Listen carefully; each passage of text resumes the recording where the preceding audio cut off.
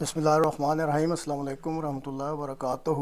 مختلف ادوار میں دنیا کے نقشے پر موجود اقوام اور ممالک میں مثبت اور منفی تبدیلیاں وقوع پذیر ہوتی رہتی ہیں۔ ان وقوع پذیر ہونے والی تبدیلیوں میں بنیادی کردار قوم کے رہنماؤں کا ہوتا ہے۔ اچھے رہنما مل جائیں تو قوموں اور ممالک میں مثبت تبدیلیاں آتی ہیں، اور اگر برے لیڈران سامنے آ جائیں تو اقوام اور ممالک مزید پستیوں میں گر جاتے ہیں۔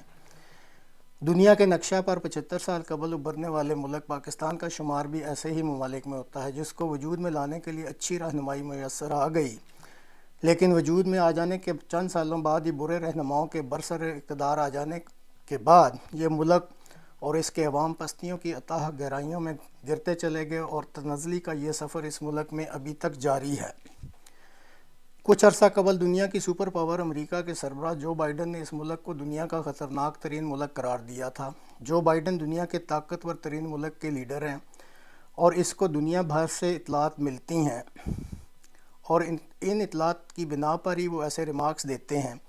اگر دیانتداری اور ٹھنڈے دماغ سے ان ریمارکس پر غور کیا جائے تو ان کی بات درست لگتی ہے، اور اس کی وجوہات بھی موجود ہیں، جیسے اس ملک میں اقوام عالم اور خود اپنی قوم کو دھوکہ دینے کے لیے آئین تو بنائے جاتے رہے، لیکن آئین کے مندرجات پر کبھی بھی صدق دل سے عمل نہیں کیا گیا۔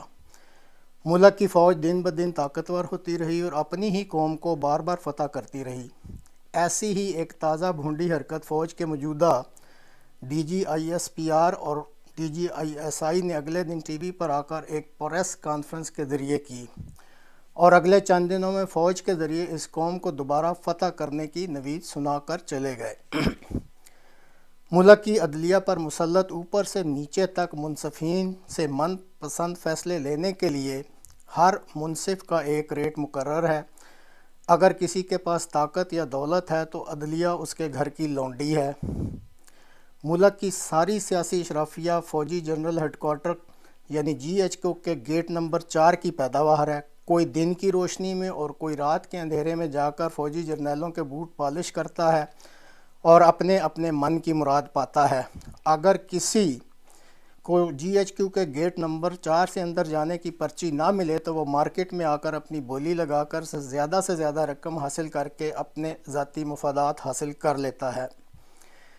یہ واحد ملک ہے جہاں مذہب کے نام پر سیاست اور حکومت زوروں پر ہے۔ کہنے کو اسلامی ملک ہے، لیکن اپنے آپ کو سرکاری مسلم ثابت کرنے کے لیے آپ کو کسی دوسرے فرقہ کی برگزیدہ ہستی کو کاذب اور اس کے پیروکاروں کو دائرہ اسلام سے خارج کر کے ایک حلفیہ بیان پر دستخط کرنے پڑتے ہیں۔ دنیا بھر میں صرف یہ کام اسی ملک میں سرکاری طور پر کیا جاتا ہے۔ عقیدہ کے اختلاف کی بنا پر ہر مسلم ملا کو دوسروں کی عبادت گاہوں کو مسمار کرنے اور ان پر حملہ کرنے کا اختیار حکومت کی طرف سے دیا گیا ہے۔ عقیدہ کے اختلاف کو بنیاد بنا کر اگر آپ دیگر عقائد کے پیروکاروں کو جب مرضی کرے ہلاک بھی کر سکتے ہیں اور جیلوں میں بھی ڈال سکتے ہیں۔ موسیٰ علیہ السلام کے وقت میں فرعون تو بنی اسرائیل کے نوزائیدہ بچوں کو قتل کرنے کا حکم دیتا تھا، لیکن آج پاکستان کے یہ چھوٹے چھوٹے کئی ملا فرعون جو ہیں وہ احمدیہ کمیونٹی کی ان عورتوں کو ہی قتل کرنے کے فتوے دے رہے ہیں جو کہ ابھی مائیں بننے والی ہیں۔ پوری قوم کا اخلاقی دیوالیہ نکل چکا ہے۔ جو مقرر تجزیہ نگار یا لیڈر جتنا چرب زبان اور جتنا زیادہ جھوٹ بولتا ہے اس کی اتنی ہی پذیرائی ہوتی ہے۔ شائستگی کے ساتھ حقائق کو بیان کرنے کی اہمیت بالکل ختم ہو چکی ہے۔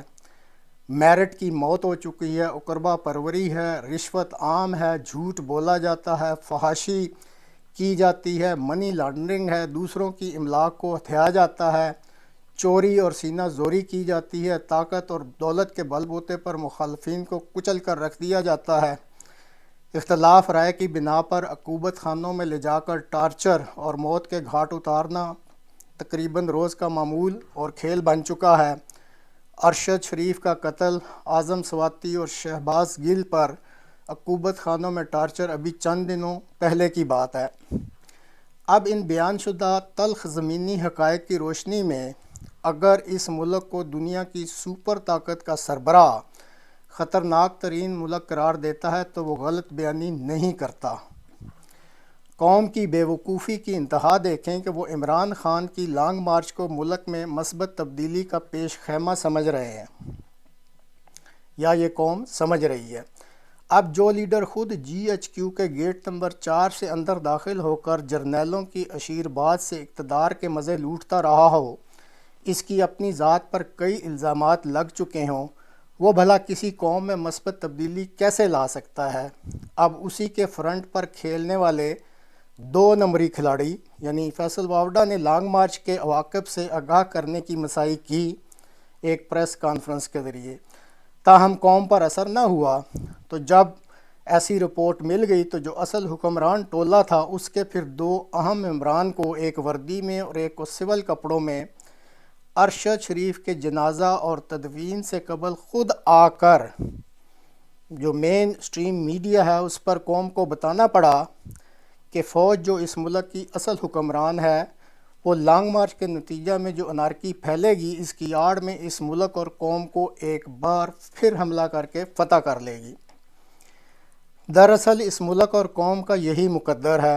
پوری قوم ایک ان پڑھ، جاہل اور شعور سے عاری ایک بے ہنگم ہجوم ہے۔ جس قوم میں عدل نام کی کوئی چیز نہ ہو، مذہب کے نام پر خون کرنے کا سرکاری اجازت نامہ آئین میں شقوں کی بنا پر موجود ہو، میرٹ کا قتل عام ہو رہا ہو، فوجی، عدلیہ اور سیاسی اشرافیہ بکاؤ مال ہو، ذاتی مفادات کو دیگر مفادات پر ترجیح دی جاتی ہو، جھوٹ اور فریب عام ہو، دولت اور طاقت ہی قانون کا سرچشمہ ہو، تو جس قوم کی یہ خصوصیات ہوں، اس قوم کی فوجی، عدلیہ اور سیاسی اشرافیہ بھی ظاہر ہے انہی خصوصیات کی حامل ہوگی۔ اور پھر جب وہ ان خصوصیات کی حامل ہوگی تو بھلا وہ اس ملک میں مثبت تبدیلی کیسے لا سکے گی؟ موجودہ حالات اگر اسی ڈگر پر جاری رہے تو پھر اس ملک کا اللہ ہی حافظ ہے۔ ہاں، اگر خدا اور قدرت کی اسکیم میں اس ملک کے لیے کچھ اور لکھا ہے اور اس کے ظاہر ہونے کا وقت اب آ چکا ہے تو پھر یہ ایک الگ معاملہ ہوگا۔